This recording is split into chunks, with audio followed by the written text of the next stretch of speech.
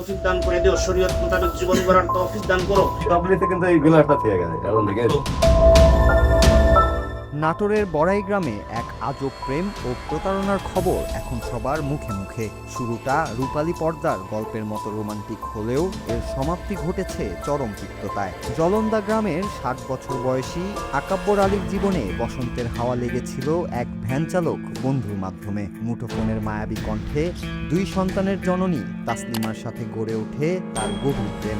১ মাসের সেই ডিজিটাল প্রেম শেষ পর্যন্ত গড়ায় বিয়ের পিঁড়িতে। কিন্তু কে জানতো সেই রঙিন স্বপ্ন মাত্র ৬০ ঘন্টার মধ্যেই টিকে হয়ে যাবে।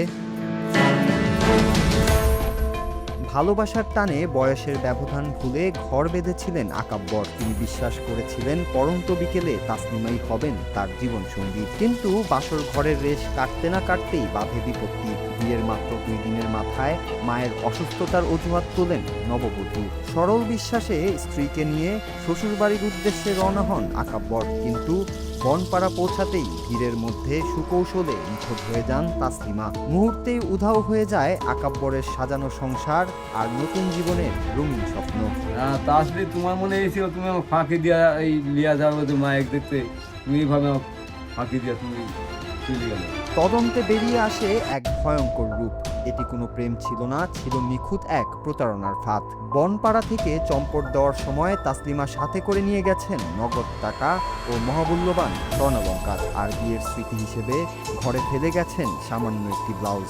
এই একটিমাত্র কাপড় ঘিরেই এখন গ্রাম জুড়ে বইছে হাস্যরসের ঢেউ। স্থানীয়দের দাবি এটি স্রেফ কোনো নিখোঁজ হওয়ার ঘটনা নয়, বরং ছক কষা এক আধুনিক হানিমুন স্ক্যাম। বর্তমানে সর্বস্ব হারিয়ে দিশেহারা অবস্থায় দিন কাটাচ্ছেন বৃদ্ধ আকাব্বর আলী। তার আহাজারিতে ভারী হয়ে উঠছে জলান্দার বাতাস।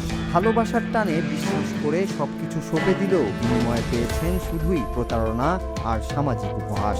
এই ঘটনাটি এলাকাবাসীর জন্য যেমন বিনোদনের খোরাক জোগাচ্ছে, তেমনি সতর্কবার্তাও দিচ্ছে যে আবেগের অতিশয্যে বা অপরিচিত কাউকে বিশ্বাস করে জীবনের শেষ সম্বলটুকু বাজি রাখা কতটা ঝুঁকিপূর্ণ হতে পারে।